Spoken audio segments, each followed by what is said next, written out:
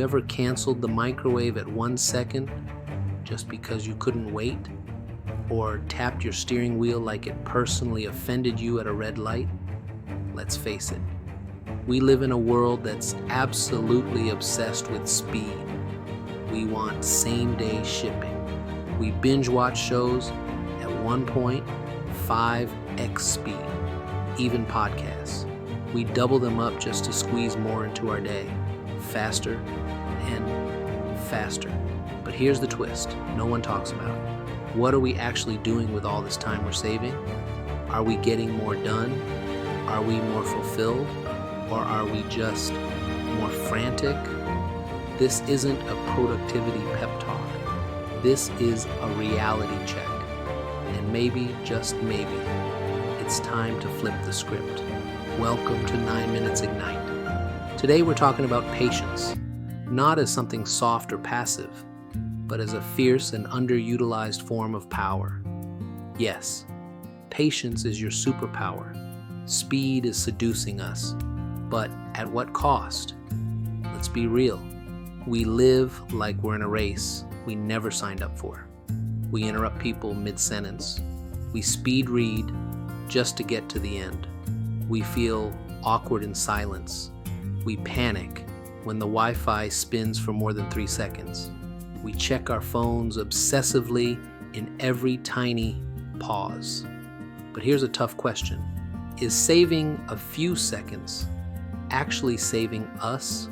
In his book, 4,000 Weeks, Oliver Burkeman drops this gem. Our obsession with efficiency is making us miserable. We've been conditioned to believe that faster means better, that busy equals productive, that rest is laziness. But in chasing speed, we're missing the richness. Harvard art professor Jennifer Roberts gave her students a bizarre assignment. She told them to pick a single painting and sit in front of it for 3 hours. No phone, no sketch pad, just pure attention. Sounds excruciating, right? At first, the students squirmed, restless, anxious, bored. But then, they started noticing textures they hadn't seen, colors that weren't obvious, emotions that emerged from the canvas like whispers. The painting started to speak to them. That exercise wasn't about art. It was about attention. And here's the kicker. Patience is attention's wiser, deeper sibling. What patience really is, not probably what we think. We need to redefine patience because we've been sold the wrong story. Patience is not laziness. It's not weakness. And it's definitely not surrender. True patience is emotional intelligence in motion. It's the art of sitting with discomfort instead of fleeing it. It's choosing clarity over a reaction. It's staying grounded when the world is spinning. Berkman puts it like this: patience is about embracing your limits, not fighting them. Let that sink in. In the tiny moments you don't think matter.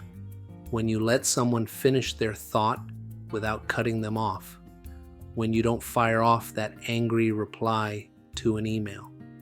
When the buffer wheel spins and you don't lose your mind. Those little pockets of pause, that's where growth happens. That's where presence lives. That's where real strength is born. Here's the truth. We don't get patience naturally. We build it like a muscle. And here's how you can start today. Here's some practical tools which I found helpful and wanted to share with you. Start with strategic pausing before reacting. Pause. 5 seconds. That's all it takes to shift your brain from primitive fight or flight into higher level thinking. It changes your decisions, your tone, your trajectory. Even Warren Buffett, one of the wisest investors alive, says his secret weapon is waiting. He doesn't chase every opportunity. He waits for the fat pitch. What's your fat pitch?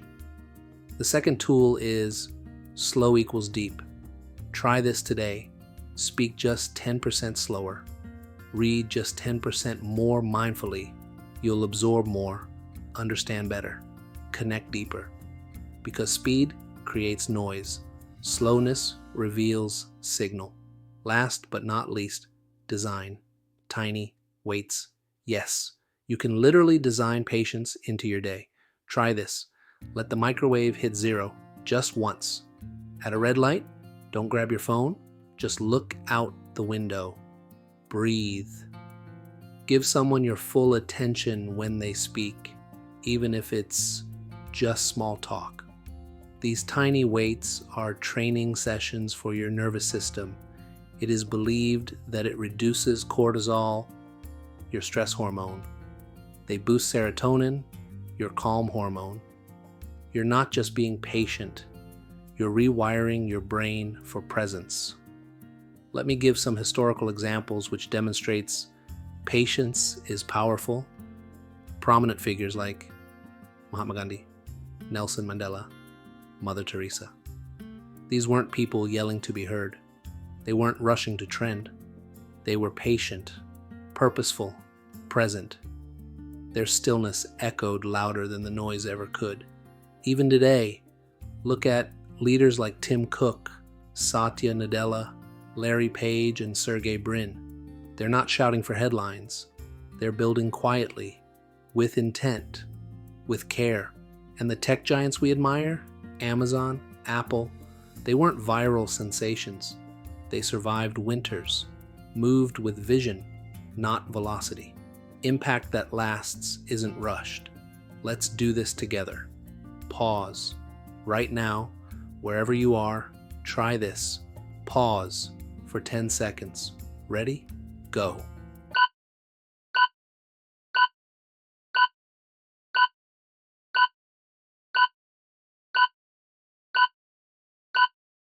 Now ask yourself this. Where in your life is rushing making things worse?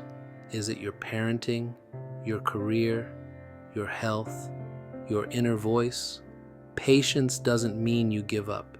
It means you stop letting the world yank your rhythm like a puppet string. It means you start choosing your own pace. Your challenge. Choose patience today. Here's your mission. Should you choose to accept it, next time you feel the urge to rush, pause, take a breath, and ask, what if this stillness is exactly what I need? If this episode sparked something in you, even a moment of clarity, do us a favor.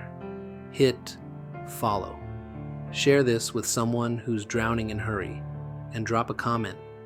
What's one small way you'll choose patience over pressure today? Because in a world obsessed with hustle, being still is revolutionary. Let's not just ignite ideas. Let's ignite stillness together.